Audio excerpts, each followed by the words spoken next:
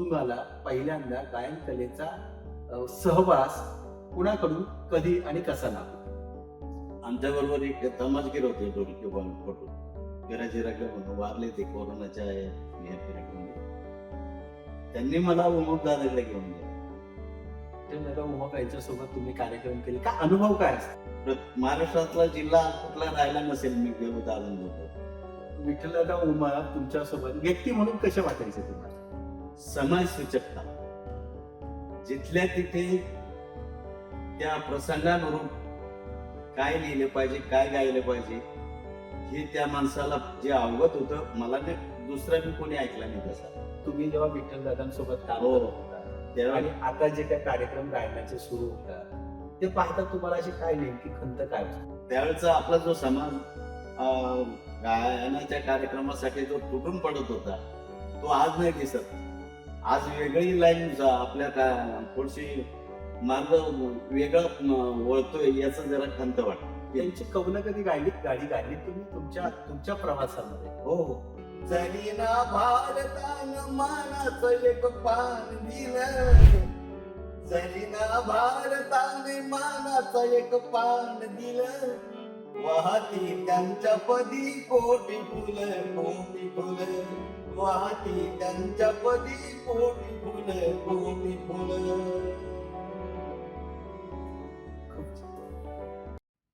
जय भीम. आपण पाहतात आपलं थेट वार्ता चॅनल. या थेट वार्ता चॅनल मध्ये आपणा सर्वांचं मनपूर्वक स्वागत.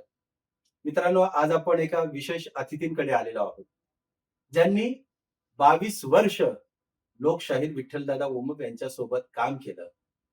आपल्या कलेतून आंबेडकरी चळवळीचा वारसा जनमानसात पोहोचवला. महाकवी वामनदादा कर्डक यांच्या गाण्यांचा स्पर्श ज्यांना झाला ते पी. एल. लोखंडे मार्गवरील राहणारे माननीय आयुष्यमान सुखदेव शिवाजी जाधव सर. आज वयाची 73 त्यांनी गाठलेली आहे, तरीही त्यांचा आवाज, त्यांच्या त्या हार्मोनियमवर फिरणारी बोट ही सगळी पाहिल्यानंतर, त्यांच्याकडे पाहिल्यानंतर ते वाटतं की आजही त्यांच्या रक्तामध्ये गाणं, कला किती जिवंत आहे. आज त्यांना आपण थेट वार्ता या चॅनलवर बोलावलेलं आहे. पाहूया आंबेडकरी चळवळीतल्या कला गायनाचा, ती चळवळ आंबेडकरी समाजामध्ये घेऊन जाताना त्यांना काय काय संघर्ष करावा लागला, त्यांनी ती चळवळ कशा पद्धतीनं आंबेडकरी समाजामध्ये रुजवली, लोकशाहीर विठ्ठलदादा उमप यांच्यासोबत त्यांच्या सहवासात घडलेले किस्से, त्यांना आलेले अनुभव आज आपण थेट वार्तासाठी ऐकणार आहोत. जय भीम सर. जय भीम सर. थेट वार्ता चॅनल मध्ये तुमचं मनापासून स्वागत. आपलाही सर. जय भीम. तुम्ही जवळपास 22 वर्ष विठ्ठलदादा उमप यांच्यासोबत काम केलेलं आहे. जी. त्याच्याकडे येण्याआधी खरं पाहता आज वयाची 73 तुम्ही गाठलेली आहे. 75 लवकर जवळ येते तुमची आणि येणाऱ्या 75 साठी तुम्हाला पहिल्यांदा थेट वार्ताच्या चॅनल कडून आमच्या शुभेच्छा. थँक्यू साहेब, ही जी गायन कला तुम्ही आज जोपासलेली आहे वयाच्या 73व्या वर्षापर्यंत, या गायन कलेकडे पाहताना, या गायन कलेला जोपासताना तुम्हाला पहिल्यांदा गायन कलेचा सहवास कुणाकडून, कधी आणि कसा लाभला? गायनाची आवड ही शाळेपासूनच होती. पण नंतर मग काही दिवसानंतर आपण आपली सगळीच मंडळी पोटा पाण्यासाठी मुंबईची वाट धरलेली मंडळी. तेव्हा मी 76 मध्ये मुंबईमध्ये आलो आणि मग हळूहळू ओळखी होत गेल्या. गायनाची आवड असल्यामुळे वामन दादाची गाणी सहसा महाराष्ट्रात कोणाच्या तोंडी नाही, सगळ्यांच्याच तोंडी आहे, सगळ्यांची. है की नाही. पण ते गावाकडे असल्या कारणात त्यांचा आपल्याला सहवास नाही मिळाला जास्त, गाठी भेटी झाल्या मात्र जवळ. आणि मग ह्या आवड असल्यामुळे आपली इकडचीच मंडळी, आमच्या जालना औरंगाबादकडचीच मंडळी, काय ज्यांना ज्यांना आवड होती अशी म्हणून आपण छोटीशी पार्टी निर्माण केली आणि ते कार्यक्रम करू लागलो छोटे छोटे चाळीतले. तिथून करता करता नंतर मी एक वेळेस असं झालंय, विठ्ठल उमप दादा आणि शिलादेवी यांचा कार्यक्रम याला होता, देवनारला होता. आणि तो कार्यक्रम मी रात्रभर ऐकला. त्यावेळेस माझ्या मनानं असं ठाम निश्चय केला की मला ह्या माणसाला भेटायचं. उमगतात. उमगदारांना मला भेटायचंय, यांच्याकडून आपल्याला काहीतरी शिकायला मिळेल. कारण गाणं आपण आतापर्यंत जे गातोय, ते फक्त एक आवड म्हणून गाणं आणि छंद म्हणून आणि मी आजपर्यंत एक छंद म्हणूनच जोपासला. गाण्याचा मी धंदा व्यवसाय केला नाही आजपर्यंत. तर आमच्याबरोबर एक तमासगीर होते ढोलकीपटू. विराजी रगडे म्हणून वारले ते कोरोनाच्या या पिरियडमध्ये. त्यांनी मला उमरदादाकडे घेऊन गेले आणि मग तिथे भेट झाली. मग दादांनाही माहिती नाही कोरसमध्ये सगळ्यांपेक्षा माझा आवाज त्यांना जास्त आवडतं. फिट बसत होता. तर मग आपले जयंतीचे जेवढेही कार्यक्रम असतील, सहसा मी सोबत असणारच. फक्त काही वेळा काय होतं की डिपार्टमेंटची सर्व्हिस असल्यामुळे काही वेळा नाही जाता आलं. पण सहसा जयंतीचे कार्यक्रम मी आवर्जून 15 दिवस रजा काढून त्यांच्यासोबत असायचो. कसं वाटायचं विठ्ठलदादा उमप यांच्यासोबत तुम्ही कार्यक्रम केले? काय अनुभव काय असतील ते? खूप अनुभव यायचे कसे? त्यांच्याबरोबर. गाडीतला प्रवास किंवा कुठे जेवणा-खावण्याची कुठे सोय होते, कुठे आबळ होते किंवा दादांमुळं चांगल्या-चांगल्या ठिकाणी आपल्याला जायला मिळालं. चांगलं महाराष्ट्रात मला वाटतं महाराष्ट्रातला जिल्हा कुठला राहिला नसेल मी गेलो दादांबरोबर.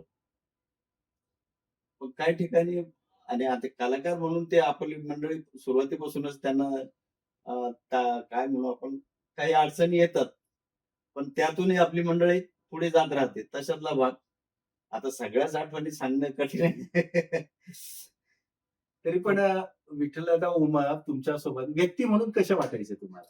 व्यक्ती म्हणून त्यांच्याबरोबर दादा मी काय बोलणार, मी खूप छोटा माणूस.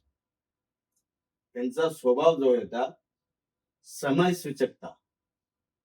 जिथल्या तिथे त्या प्रसंगानुरूप काय लिहिलं पाहिजे, काय गायलं पाहिजे, हे त्या माणसाला जे अवगत होतं, मला नाही दुसरा मी कोणी ऐकला नाही तसा. खूप तल्लख बुद्धीचे होते आणि एक होतं त्यांच्याबरोबर वाचनाची आवड जास्त होती आणि त्यांना आवड असल्यामुळे मग मी नंतर पेपरच्या पाठीमागे लागलो. मग ड्युटीवर जाताना रोज सम्राट पेपर त्याच्या आधी पेपर नाही घेतले मी, पण सम्राट चालू झाला तसा मी मग नित्यनेमाने सम्राट वाचन चालू झालं सर. मग वाचनाची आवड झाली त्यांच्याबरोबर राहून मग गाण्याचा जो भाग आहे, आवाज, शब्दाचा आकार, शब्दाला भाव कसा देता येईल किंवा त्या वाक्याच्या भावना तुमच्या गाताना त्या उतरल्या पाहिजे याचा शिकण्याचा प्रयत्न केला. शिकलो नाही म्हणत मी अजून. प्रयत्न केले. प्रयत्न केला आणि मी आजही प्रयत्न करतोय. आणि मग ते त्यांच्याबरोबर असताना म्हटलं आपणही लिहिण्याचा प्रयत्न करूया.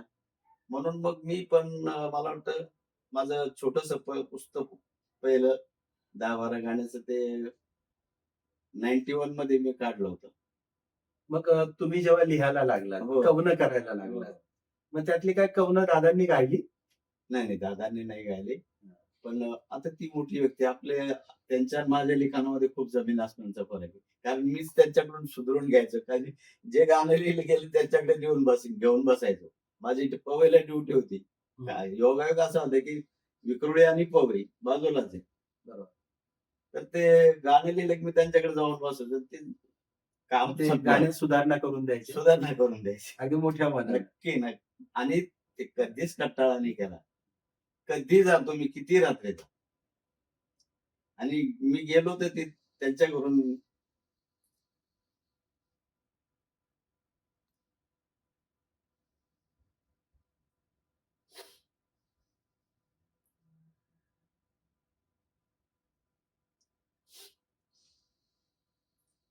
आणि दादांचं असं माझ्या घराबद्दल, पूर्ण फॅमिलीबद्दल.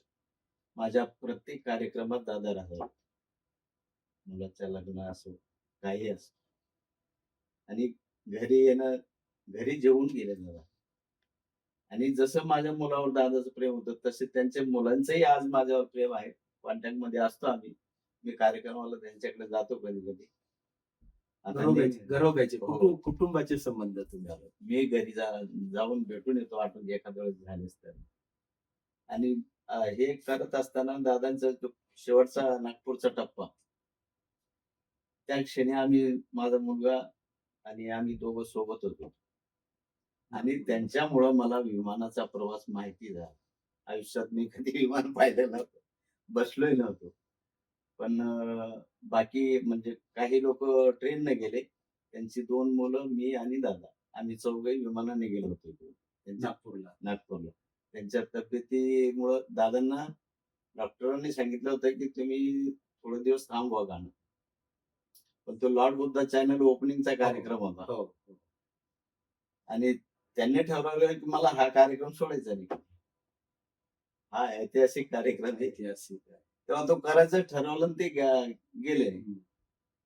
आम्ही पोहोचलो तिथे आणि पोहोचल्यानंतर जेवण खाऊन झालं, फ्रेश झालो थोडं आणि मग नंतर 2.5-3 घंटे रिहर्सल केली हॉटेलला. आणि मग 5 वाजता गाडी त्या कार्यकर्त्यांची गाडी स्टेजवर नेण्यासाठी. ते आले तर मग बसलो आम्ही तयारीने गाडीत. गाडीत कोणतरी एक लेडी पत्रकार होती, कोण माहिती नाही आता मला आठवत नाही. पण दादा बोलले त्या टायमाला, की अशा ठिकाणी मला जर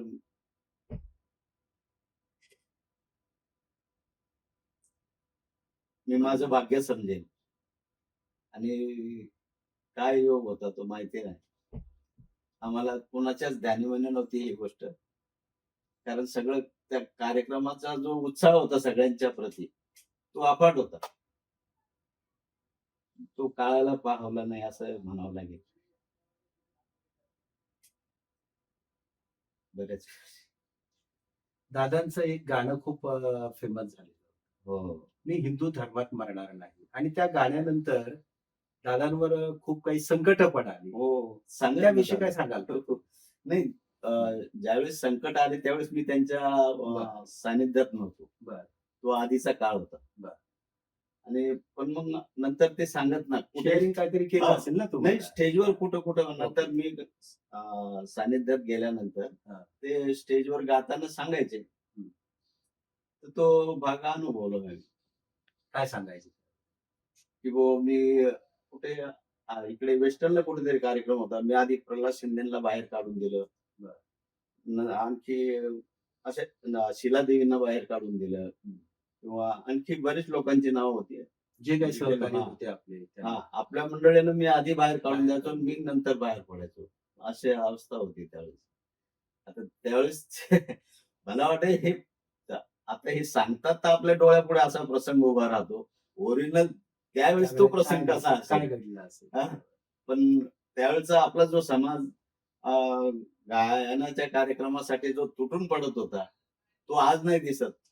आज वेगळी लाईन आपल्या थोडीशी मार्ग वेगळा वळतोय याचं जरा खंत वाटते. काय वाटते? खंत काय वाटते? कारण त्यावेळी म्हणजे तुम्ही जेव्हा विठ्ठल दादांसोबत काम हो, करत होता त्यावेळेस आणि आता जे काही कार्यक्रम गायनाचे सुरू होतात, ते पाहता तुम्हाला अशी काय नेमकी खंत काय वाटते? खंत अशी, की रात्रीचा 10 वाजेला कार्यक्रम चालू झाला, की तो सकाळी उजाडेपर्यंत कार्यक्रम चालू असायचा सामना. हो. किंवा सिंगल बी असला तरी 5 वाजेपर्यंत सहज चालू असायचा. आणि पब्लिक एकदम जी हालायचं जमली नाही. ना ती वाढत होती, कमी नव्हती होत. जेव्हा कार्यक्रम बंद होईल तेव्हाच पब्लिक कमी व्हायचं. नाही, नाही. त्यावेळेला जेव्हा विठ्ठलदादा किंवा प्रल्हाददादा शिंदे हं. जे काही गायाचे, त्यातून वाटायचं ना लोकांना, की हो. घडाचे कलावंत आहेत. हाडाचे. आणि आता जे काही गातात, त्यांच्याकडे बघताना तुम्हाला एक आता तुमचा जवळपास 22 वर्षाचा सहवास आहे विठ्ठलदादांसोबत. ते आणि हे पाहताना काय वाटतं असं नेमकं? आता प्रत्येकाच्या विचार करण्याची पद्धत वेगळी आहे. हो. मान्य आहे. विचारशैली वेगळी आहे. मान्य आहे. बरोबर. पण मला असं वाटतं, की बाबासाहेबांमुळं आज आपला हा समाज कुठच्या कुठे पोहोचला. तर बाबासाहेबांच्याच विचाराशी आपण बांधील राहिलं पाहिजे. आणि ते बांधील राहिला असताना बाबासाहेब म्हणत होते, की वाचाल तर वाचाल. आपल्यास आता येणाऱ्या नवीन पिढीने मोबाईलपेक्षा वाचणं गरजेचं. वाचणं जास्त गरजेचं आहे. आणि मोबाईल वाईट आहे असं नाही म्हणता येणार. त्यात चांगल्याही गोष्टी आहेत. पण आजकाल ज्या चांगल्या गोष्टी तिकडे वळत नाही नवीन मुलं. आता वयस्कर माणसं ठीक आहे ते समजून घेतात. पण नवीन पिढी जी आहे, ती अधोगतीच्या मार्गाकडे वळते. ह्याचं खंत होते आणि अ, जयंतीचा कार्यक्रम म्हटलं की जो बैठा कार्यक्रम त्याला तेवढा प्रतिसाद मिळत नाही. आता ऑर्केस्ट्रा आले ऑर्केस्ट्रा आले त्यात लावणं डान्स बी घुसवला. ते फार ती एक वाईट. मोठी अवघड गोष्ट होऊन बसली. अवघड त्याला झाली कोणची तर वाईट झालं. नाही. हा, त्याला कुठली वाईट नाही पण वाईट नाही. पण ते जयंतीत पुढच्या वेळेला कुठे काय असावं याचं भान असतं. भान असलं. आहे का नाही? बरोबर. एवढं मला सांगावं वाटतं. बाकी आपण मगाशी चर्चेत म्हणालो की विठ्ठलदादा उमापना मी हिंदू म्हणून मरणार नाही या गाण्यामुळे खूप संकटांना सामोरं जावं लागलं. एक दादांसोबत जे काय तुम्ही 22 वर्ष सहवास लाभला दादांचा तुम्हाला, हो. ते गाणं तुम्ही आमच्या प्रेक्षकांसाठी एक अंतरा बोलून दाखवाल? ज्या गीतामुळे दिवंगत लोकशाहीर विठ्ठलदादा उमप यांना अनेक संकटांना सामोरं जावं लागलं. ते गीत त्या गीताविषयी लिहितात, ज्या धर्मात आमचा विटाळ होतो तो धर्म काय कामाचा, जो धर्म आमचा अनन्वित छळ करतो तो धर्म काय कामाचा, ज्या धर्मात शैक्षणिक धार्मिक आर्थिक धोरणांत हिंदू धर्मात आम्हाला स्थान नाही तो धर्म काय कामाचा. आणि म्हणूनच लोकशाहीर विठ्ठलदादा उमप म्हणतात, तो धर्म जर आम्हाला काय कामाचा नसेल तर त्या धर्मात मी मरणार नाही. कारण 1936 ला बाबासाहेब नाशिकच्या येवला भूमीत सांगतात, मी हिंदू धर्मात जरी जन्माला आलो असलो तरी हिंदू धर्मात मरणार नाही. तोच प्रवास लोकशाहीर विठ्ठलदादा उमप म्हणतात, जो धर्म आमचा अनन्वित छळ करतो तो धर्म आमच्या काय कामाचा. ते गीत आज आपण विठ्ठलदादांसोबत 22 वर्ष सहवास लाभलेले सुखदेव जाधव साहेबांकडून ऐकणार आहोत. प्लीज.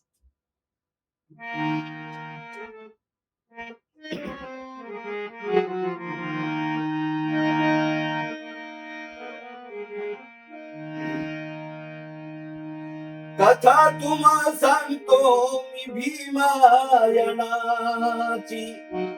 बाबांच्या दर्पणाची मन दर्पणाची, जनतेला वदलेल्या त्या भाषणाची सार्थ गोष्ट ऐका हो भीम घोषणाची. मी हिंदू धर्मात मरणार नाही, मी हिंदू धर्मात मरणार नाही. गोष्ट आहे 1935 सालाची, खचून भरली होती बघा सभा येवल्याची. गरजून म्हणाले भीम जमलेल्या जनाला, हिंदू धर्म का नको ते सांगतो तुम्हाला. मंदिरात जाऊ दिले नाही आम्हाला,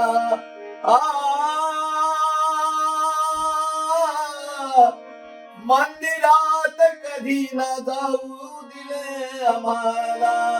विहिरीवर पाणी पिऊ दिले ना आम्हाला, विहिरीवर पाणी पिऊ दिले ना आम्हाला. माणूस म्हणून जगू दिले ना आम्हाला, कुत्र्यावानी हाड हाड केले हो आम्हाला. कमरेला झाडू होता मडके या गाळ्याला, गावकीचे काम होते दीन दुबळ्याला. आता यांची सोबत मी धरणार नाही, आता यांची सोबत मी धरणार नाही. काही झालं तरी मागे सरणार नाही, अरे मी हिंदू धर्मात मरणार नाही, मी हिंदू धर्मात मरणार नाही, मी हिंदू धर्मात मरणार नाही. तुम्ही मगाशी म्हणालात की तुमचा काही वेळ वामनदादा कर्णक यांच्यासोबत सुद्धा परिचय झालेला होता. परिचय त्यांची भुसावळ प्रतापसिंग बोदडे आणि दादांचा कार्यक्रम होता, तर ते प्रतापसिंग दादांबरोबर नेहमी असायचे. तिथे एक भेट झाली. उदगीरला त्यांचा सत्कार होता, वामन दादाचाही होता, ओमप दादांचाही होता. तिथेही भेट झाली होती. इकडे आपल्या मुंबईत गायकवाड दादासाहेब गायकवाड सभागृह, तिथे त्यांचा सत्कार होता, तिथे भेट झाली. आणि तिथून आल्यानंतर मग एक वेळेस लाल डोंगरला कुठल्या तरी कार्यक्रमानिमित्त ते आले होते, वामनदादा. वामनदादा. आणि मी आणि इथले आणखी 2 मित्र होते, पगारे आणि विश्वास पवार म्हणून. आम्ही तिघांना त्यांना मुद्दाम तिथल्या तिथेच बाजूला स्टुडिओमध्ये नेलं, फोटो काढून घेतला. तो फोटो आहे माझ्याकडे अजून. कसं म्हणजे काय बोलणं झालेलं त्यावेळेला वामनदादांशी? तितकंसं नाही. कारण नवीन परिचय होता. नवीन परिचय. कारण ते आम्हाला तिघालाही ओळखत नसतं. बरं. कारण ते 2 मंडळी तर ते गायनाच्या क्षेत्रात नव्हतेच. नव्हतं. मीच होतो, पण माझे संगत असल्यामुळे ते आले होते. जास्त बोलणं नाही झालं. कसं वाटलं वामनदादा पाहिल्यानंतर? वामनदादा पाहिल्यानंतर वाटण्यासारखं असं म्हणजे एकदम साधे सिंपल माणूस आहे. किंवा त्यांना कशाचाच मीपणा हा तर राहणीमानात बी नाही, त्यांच्या भाषेत बी नाही. त्यांची कवनं कधी गाडी गायलीत तुम्ही तुमच्या प्रवासामध्ये? हो, हो. नक्कीच. एक नाही. गाणं, एक मुकडा, एक जरूर, गाणं जरूर, आमच्या जरूर. प्रेक्षकांसाठी. भीमाची कोटी मुलं, कोटी मुलं, कोटी मुलं. भीमाची कोटी मुलं, कोटी मुलं, कोटी मुलं. वाहती त्यांच्या पदी कोटी फुलं, कोटी फुलं. वाहती त्यांच्या पदी कोटी फुलं, कोटी फुलं. कायदा केला त्यानं दिल्ली दरबारी बसून, कायदा केला त्यानं दिल्ली दरबारी बसून. लोकशाहीचा असा नवनिर्माता असून, लोकशाहीचा असा नवनिर्माता असून. चरिना भारताने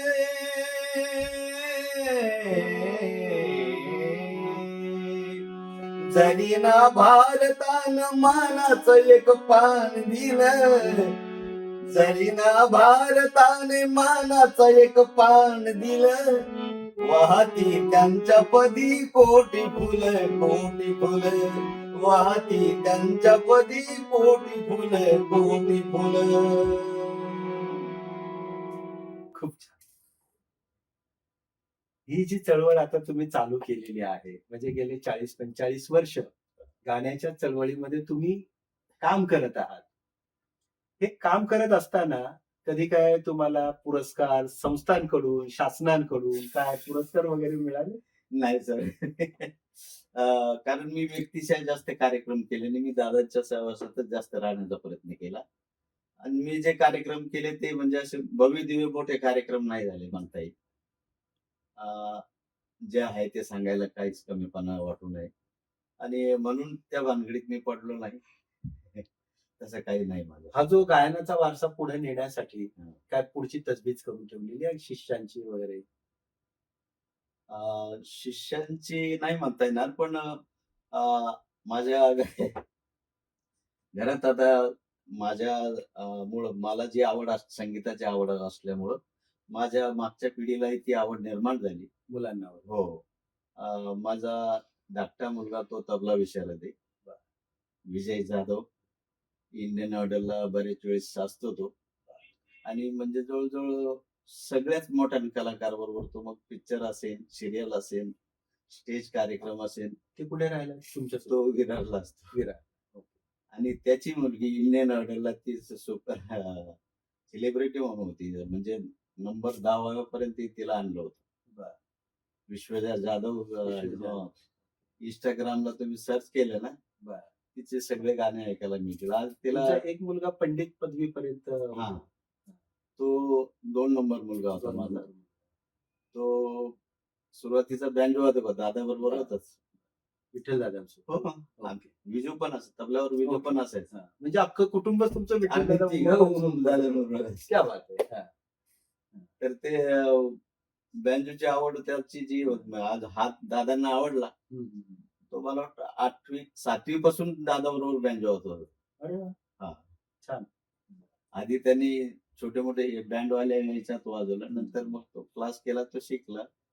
मग कलाकाराबरोबर तो ते हिंदी, उर्दू कव्वाल्यांबरोबर बऱ्याच लोकांबरोबर गायलं. छान.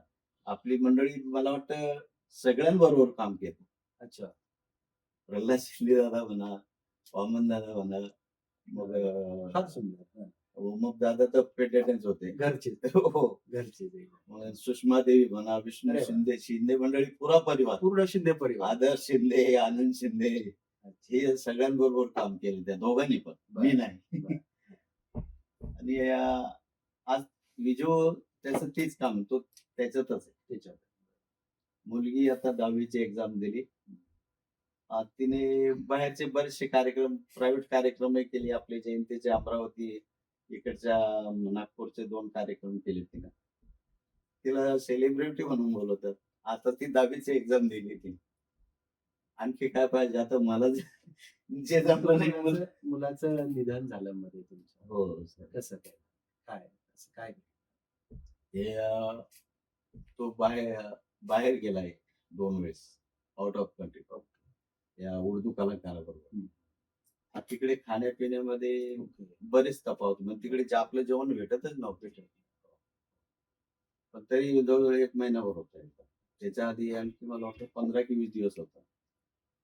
त्यानंतर तिकडून आल्यानंतर 2014 मध्ये त्याला बीपी एकाएकी म्हणजे दगदग हे कार्यक्रमाचे भाग आणि नंतर त्याने शाळा पण जॉईन केली होती. सायन्सची शाळा आहे. त्या शाळेवर शंकर महादेवन ट्रस्टीमध्ये आहे त्या. आणि त्या शाळेमुळं शंकर महादेव आणि आपले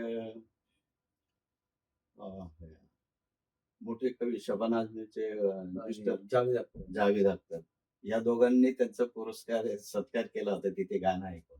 छान. तर मग शाळेत असल्यामुळं शाळा सांभाळून कार्यक्रमाची दगदग हे करत असताना त्याला दगदग झाली आणि संध्याकाळी असा प्रसंग झाला. तो घरी आला इकडे. पण मग बीपी खूप वाढलेलं. म्हणजे झोप नसेल किंवा जेवण भागदौड खूप करत चालू. कार्यक्रम म्हटलं की खूप कलाकारांची फार परेशानी होती. बाकी पब्लिकला तितके त्या सगळ्या गोष्टी नाही. कलाकाराचं फक्त प्रेझेंटेशन. हो बस. त्याच्या मागचे काय श्रम, यातना, वेदना खूप त्या नाही दिसत. तर त्या दिवशी आम्ही रात्री त्याला आपल्या फॅमिली डॉक्टर होटकर साहेब बाहेर ते म्हणे आत्ताच्या आत्ता ऍडमिट करायचं. कॉमा हॉस्पिटल आपल्या ब्रिज जवळ तिथे त्याला ऍडमिट केलं. 4 दिवस आयसीयू मध्ये होता. मग आराम झाला. मग काही दिवस गोळ्या चालू होत्या तोपर्यंत ठीक होत. पण मग त्याला तब्येत वाटली आता ठीक आहे, आता काय करायची गोळ्या. कारण तो शरीर संपत्ती सांभाळणारा होता. म्हणजे तो सगळ्याच गोष्टी शिस्त होती त्याला. घरामध्ये आमचा शिस्तप्रिय माणूस तो एक होता. बाकीचे कुठली गोष्ट कशीही दपवून घेतील. त्याला नाही ते पाहिजे म्हणजे तसंच पाहिजे. तर ते शिस्तीमुळं तब्येत चांगली असतानाही सुद्धा हा प्रकार झाला. मग त्याने म्हटलं आता माझी तब्येत तर चांगली आहे. गोळ्याची काय गरज आहे. काही दिवस बंद केलं. मग नंतर मोठा स्ट्रोक आला कोमात. नाही कोमात नाही गेला. पण मग ते त्रास वाढू लागला. पायावर सूज यायला लागली. तिथून रिपोर्ट चालू झाले. टेस्टिंग म्हणजे ट्रीटमेंट चालू होती. जवळ 5-6 वर्ष काय सांभाळले. पण मग कोरोनाच्या आधी खूप जास्त झाले. त्यावेळेस असं झालं की मुलाचं म्हणजे किडनी ट्रान्सप्लांट हे झालं. निर्णय झाला. आणि करायचं ठरवलंही आम्ही. सगळ्या टेस्ट झाल्या पण शेवटची किडनी मॅचची टेस्ट राहिली कोरोना डिक्लेअर झाला. आमचे दावेदार आले. मग ते 4 वर्ष खूप त्रासदायक गेले आम्हाला. पण तरी त्यातून मग नंतर आयुर्वेदिक काय इकडचे तिकडचे जो सांगेल तिकडची दवा करत राहिलो. कोरोना संपल्यावर मग शेवटी घेतला निर्णय म्हणून पुन्हा नव्याने सगळे रिपोर्ट. कोरोना. आणि झालंय का असं की त्याच्याकडे एक शिकायला जो माणूस येत होता प्रकाश सैरानी म्हणून जळगावकडचे. तो किडनी पेशंटचा जो डॉक्टर आहेत त्यांच्याकडे कोऑर्डिनेटर होता. आणि तो याच्याकडे गाणं शिकायला यायचं. तर त्याच्यामुळं प्रत्येक ठिकाणी जिकडे मी गेलं तर त्याला फी नव्हती लागत. हा एक मोठा फायदा झाला. आणि त्याच्यामुळं मग कार्यकर्तो ऑपरेशन इथे झालं अपोलोला, नेरूळला. नेरूळचा अपोलो. बेलापूरचं. ऑपरेशन झाल्यावर 1.5 वर्ष राहिलं. पण 6-7 महिने चांगला मस्त तब्येत झाली. पण नंतर हळूहळू ते हेवी डोस गोळ्यांचे त्याचा प्रॉब्लेम होऊ लागला. 7-8 महिने खूपच त्रास झाला. शेवटी फार वाईट गोष्ट आहे ती आयुष्यातली. आता हा सगळा प्रवास तुम्ही केला. जवळपास 40-45 वर्ष गायनाची कला तुम्ही जोपासताय. म्हणजे विठ्ठलदादा उमप ते आजची शिंदे घराणे हो. इथपर्यंत तुमचा प्रवास आहे. बरोबर आहे. मगाशी आपण चर्चेत पाहिलं, की हे सगळे कसे परिवर्तन होत गेले, चेंजेस होत गेले. चेंजेस होते. हं. तर ते हाडाचा कलावंत म्हणून जे काही तरुण ह्या कला क्षेत्रामध्ये येत आहेत, प्रदीर्घ अनुभव आहे तुमच्याकडे आणि खूप लोकांचा सहभाग लाभलाय.